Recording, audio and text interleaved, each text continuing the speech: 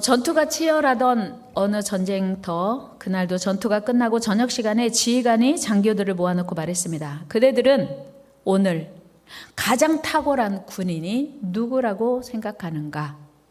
이 질문에 장교들이 저마다 손을 들고 대답했습니다. 저는 오늘 전쟁터에서 용감히 싸우다 부상을 입은 군인이 가장 탁월한 군인이라고 생각합니다. 그때 또 다른 장교가 말했습니다. 저는 도망치는 적군을 끝까지 포기하지 않고 추격하여 포로로 생포한 군인입니다. 그때 또 다른 장교가 말했습니다. 네, 저는 오늘 전장에서 자기 목숨을 돌보지 않고 용감히 싸우다 전사한 군인이 탁월한 군인이라고 생각합니다. 그때 지휘관이 말했습니다. 다 틀렸어. 자기 목숨을 돌보지 않고 적과 싸우다 부상을 입었거나 도망치는 적군을 포기하지 않고 끝까지 따라가 사로잡았거나 전장에서 적과 싸우다 장렬히 전사한 군인도 물론 탁월한 군인이다. 그러나 그들보다 더 탁월한 군인은 바로 적군을 향해 칼을 내리치려고 하는 순간 퇴각 납발 소리를 듣고 더 이상 적을 해치지 않고 즉시 칼을 거두고 나팔 소리를 따라 그대로 후퇴한 군인이다. 승리하는 것보다, 적을 생포하는 것보다, 적을 해치우는 것보다 지휘관의 명령에 즉각 순종하는 것이 탁월한 군인이다 라고 말했습니다. 그렇습니다. 탁월한 군인이란 상관의 명령에 절대 복종하는 것입니다. 탁월한 군인은 그 어떤 상황에서도 상관의 명령에 즉각 순종하고 복종해야 합니다. 그렇습니다. 우리는 모두 그리스도의 군사입니다. 그렇다면 오늘 우리가 하나님 나라의 어떤 군인이 되어야 할까? 어떻게 하는 것이 하나님 나라의 탁월한 군사일까? 그것은 바로 하나님의 명령에 그대로 순종하고 절대 순종하는 것입니다. 오늘 본문에서 하나님은 우리에게 명령하십니다. 서로 사랑하라. 사랑은 하나님께 속한 것이요. 하나님을 사랑하는 자는 하나님께 속한 사랑을 많은 사람들에게 베풀어야 된다는 것입니다.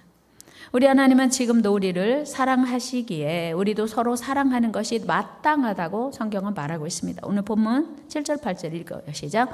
사랑하는 자들아 우리가 서로 사랑하자. 사랑은 하나님께 속한 것이니 사랑하는 자마다 하나님으로부터 나서 하나님을 알고 사랑하지 아니하는 자는 하나님을 알지 못하나니 이는 하나님은 사랑이심이라. 아멘.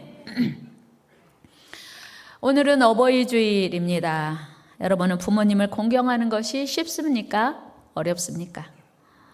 부모 공경은 하나님께서 우리에게 명령하신 계명이요 사명입니다. 그럼에도 불구하고 현대를 살아가는 우리 모두에게 부모 공경은 결코 쉽지 않은 일입니다. 물론 부모님이 대단한 경제력이 있어서 막대한 유산을 물려줄 가능성이 있다거나 부모님이 사회적인 지위가 대단하다면 부모 공경은 좀 더 쉬울 수 있습니다. 그러나 연세가 드시면서 육체의 건강은 무너지고 판단력도 흐려지고 표현하는 것도 어눌하고 신체 능력도 떨어진다면 우리는 인내의 한계를 느낄 수밖에 없습니다. 이런 상황에서 단순히 부모님이라는 이유만으로 공경하는 일은 더 이상 기쁨이 아니라 고통이요 고역이 되기도 합니다. 그러나 그럼에도 불구하고 그 어떤 상황에서도 부모 공경, 부모 사랑은 하나님의 명령이기에 당연히 해야 합니다.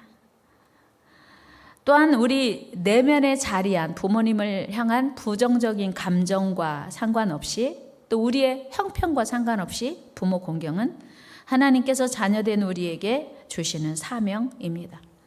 따라서 부모 공경은 부모님의 능력이나 자격 여부에 따라 결정되는 것이 아닙니다. 부모 공경은 하나님이 주신 명령이기에 부모님의 그 어떤 상황에도 상관없이 심지어 우리가 성장할 때 우리를 올바로 양육하지 못하고 심지어 방치했을지라도 우리는 당연히 그리고 마땅히 부모님을 공경해야 합니다. 이유는 부모님의 수고와 헌신 때문에 우리가 이 땅에 태어났기 때문입니다.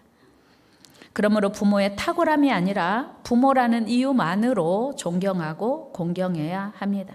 부모의 자격, 부모의 권위는 하나님으로부터 부여되었기 때문입니다. 로마서 13장 1절 2절 말씀을 같이 보시면 같이 읽어요.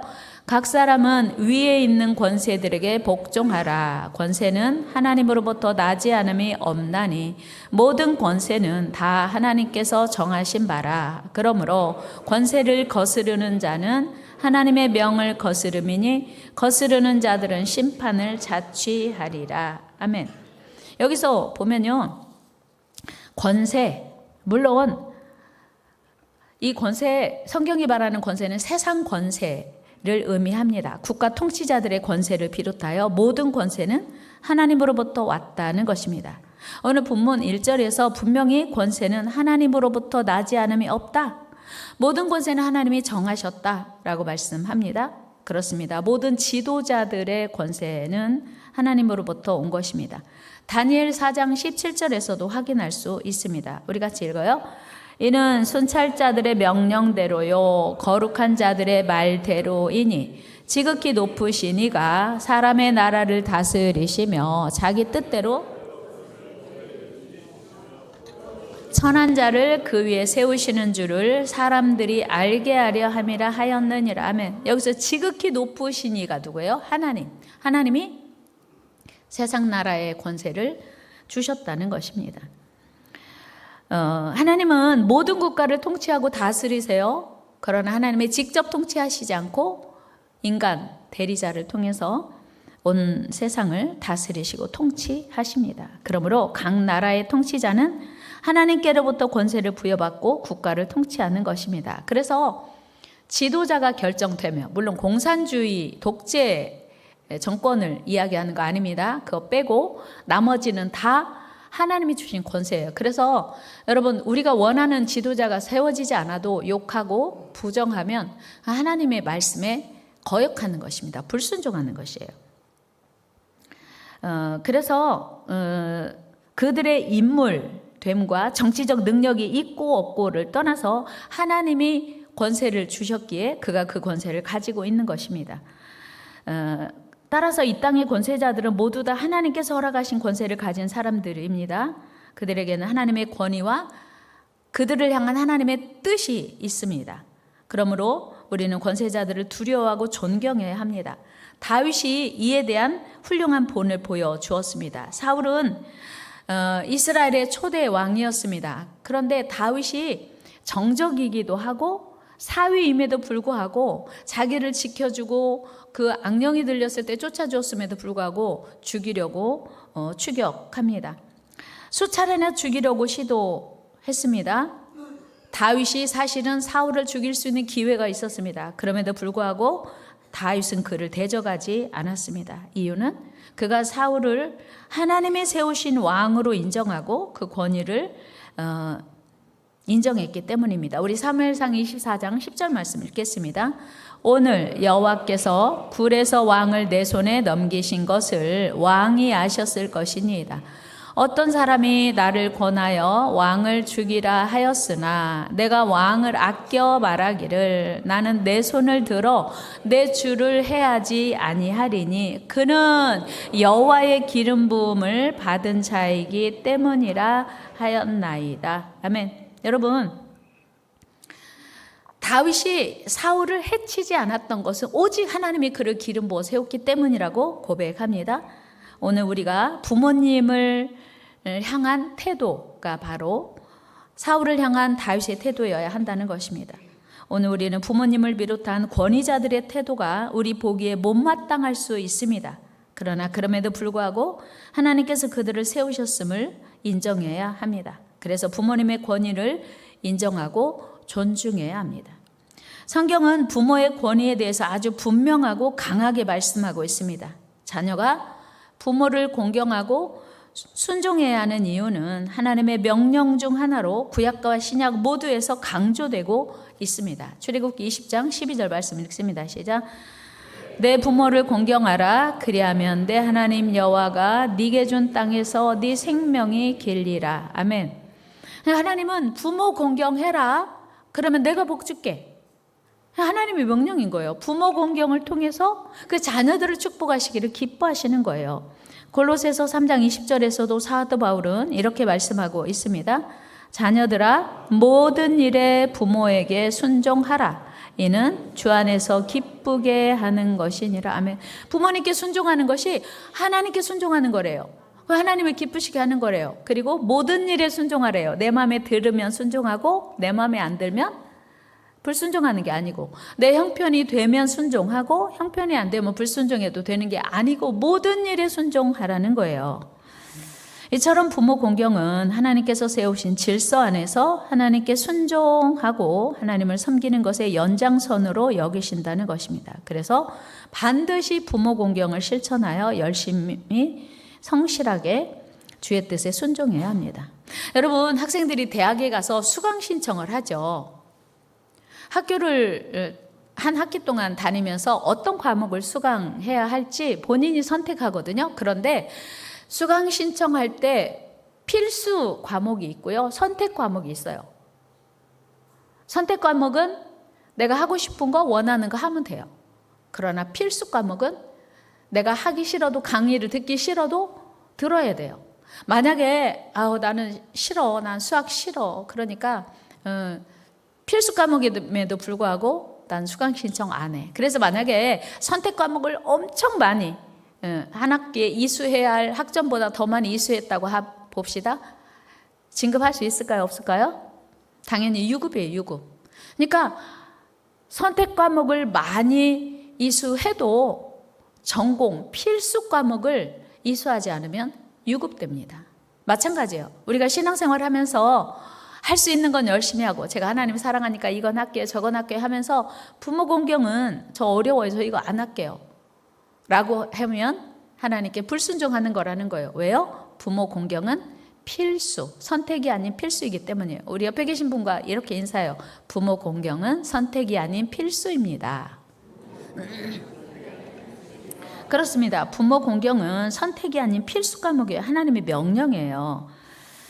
오늘 본문은 사랑장으로 불리는 고린도전서 13장과 함께 사랑의 손과의 쌍벽을 이룬다고 볼 수 있습니다. 다만 고린도전서 13장은 실천을 강조하는 부분이라면 오늘 요한일서 4장은 사랑이 어디로부터 시작되었는지, 그 사랑의 신적 기원을 강조한다는 차이점이 있습니다. 여러분, 사랑은 하나님께로부터 출발되었습니다. 우리 하나님께서는 우리를 사랑하사 독생자 예수 그리스도를 이 땅에 보내셨습니다. 이는 사랑의 구체적인 행위입니다. 요한일서 4장 8절을 다시 보시면 사도 요한이 이렇게 말씀하고 있습니다. 같이 읽어요. 사랑하지 아니하는 자는 하나님을 알지 못하나니 이는 하나님은 사랑이심이라. 아멘. 내가 하나님 사랑한다고 하면서 부모 공경하지 않으면 하나님 사랑하는 거 아니라는 거예요. 하나님을 알지 못하는 자와 방불하다는 거예요. 그런데 우리가 막상 부모가 되어 보지 않으면 부모 마음을 잘 몰라요. 그래서 사람들은 결혼을 하고 아이를 갖고서야 철이 든다라고 말하죠. 그러니까 결혼해서 자녀를 키워보지 않으면 부모 심정을 이해할 수 없고 부모가 하는 말이 다 잔소리처럼 느껴진다는 거예요. 부모님이 마음을 아프게 했던 일들이 결혼해서 자녀 키워보면 새록새록 떠오르게 되고 후회하는 이유입니다. 여러분, 어린아이들을 키우면서 물가에 가면 위험해, 불가에 가면 위험하다? 그런데 아이들은요, 천방지축이에요. 자기가 만지고 싶은 거 다 만지려고 해요. 물이 팔팔 끓는 냄비 가까이 가서 만져보고 싶은 거예요. 다리미에 가까이 가서 만져보고 싶은 거예요. 아무리 부모가 말려도 기어이 가서 손을 대고 화상을 입고 나서야 야, 엄마가 하지 말라면 하면 안 되는구나 하는 걸 깨닫게 되는 것입니다. 마찬가지로 우리가 부모가 되어서야 부모의 심정을 배우게 되고 하나님의 사랑을 조금이나마 배우게 됩니다. 여러분, 독생자 예수 그리스도를 우리 이 땅에 보내신 것은 우리를 향한 하나님의 사랑의 절정입니다. 우리를 살리시려고 우리 하나님 아버지는 자신의 외아들을 죽음에 내어주신 것입니다. 우리를 그토록 사랑하시고 우리에게 영원한 축복을 누리게 하시려는 우리 하나님께서 우리에게 부모 공경, 어른 공경이라는 부담 그리고 사명을 주셨습니다. 이는 마침내 반드시 우리로 하여금 하나님의 축복에 이르게 하시려는 하나님의 사랑의 계획입니다.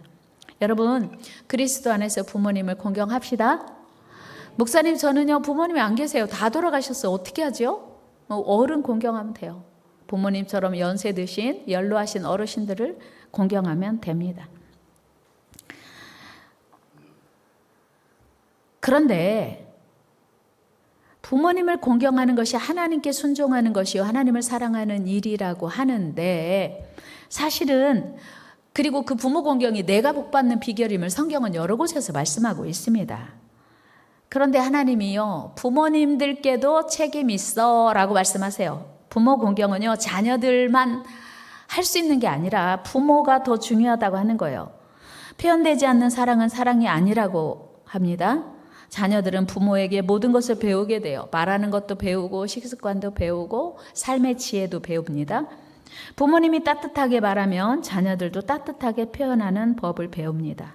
그런데 가끔씩은 부모님들이 오히려 자녀들의 가슴에 못을 박고 상처 주는 말을 하는 것, 그런 부모님도 계시더라는 거예요. 우리 속담에 가는 말이 고와야 오는 말이 곱다라는 말이 있죠. 이는 부모된 우리가 먼저 사랑의 말, 칭찬의 말, 격려의 말, 위로의 말을 해야 된다는 거예요. 또한 우리가 사랑의 하나님을 믿기에 우리도 서로 사랑해야 되는 것이 의무요 사명임을 기억해야 합니다.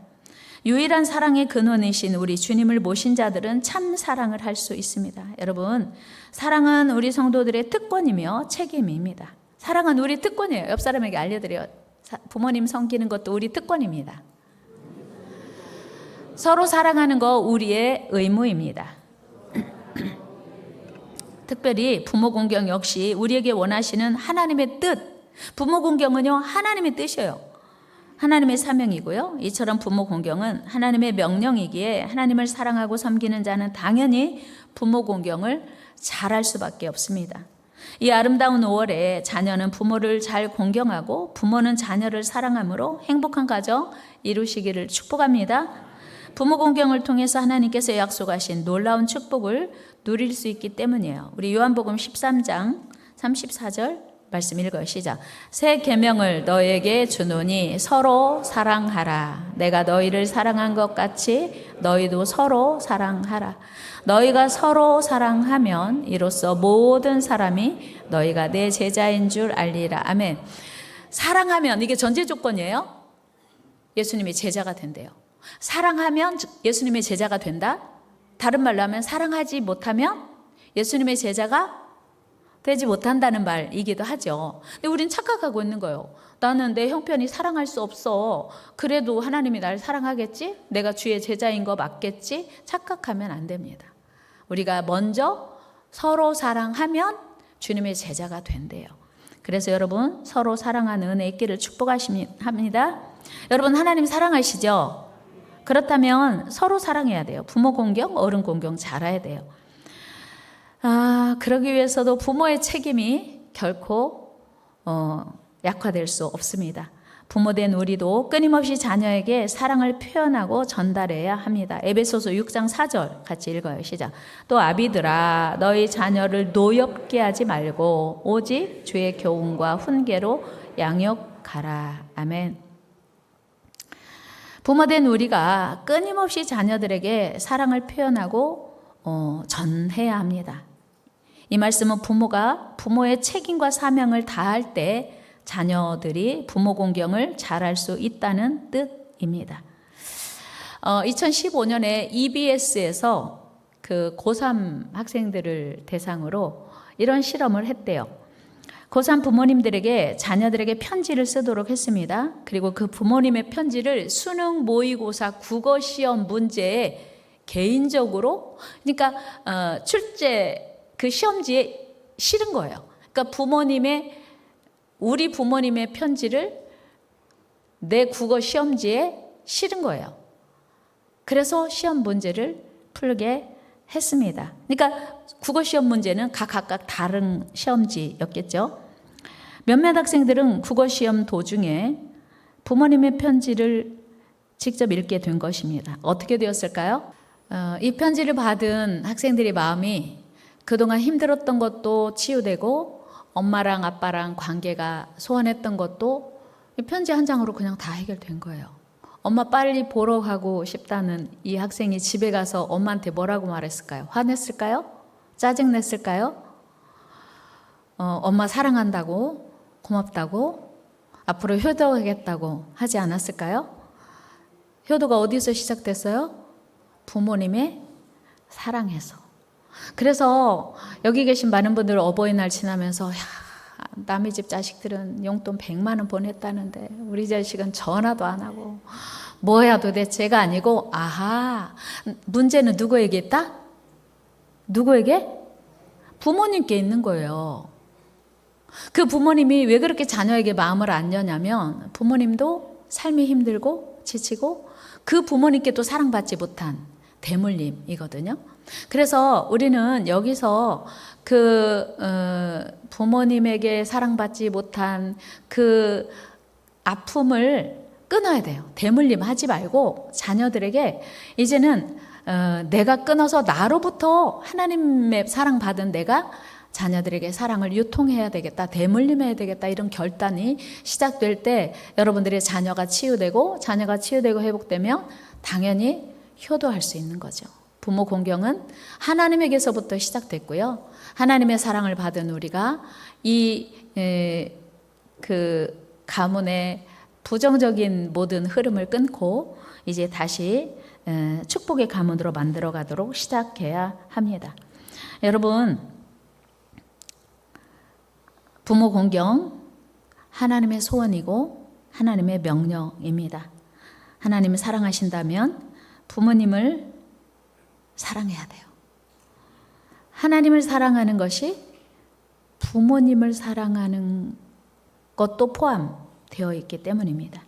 이 아름다운 5월에 온 가족이 서로 사랑하며 행복한 가정을 이루고 하나님께도 온전히 순종하는 복된 가정 되기를 주의 이름으로 축원합니다.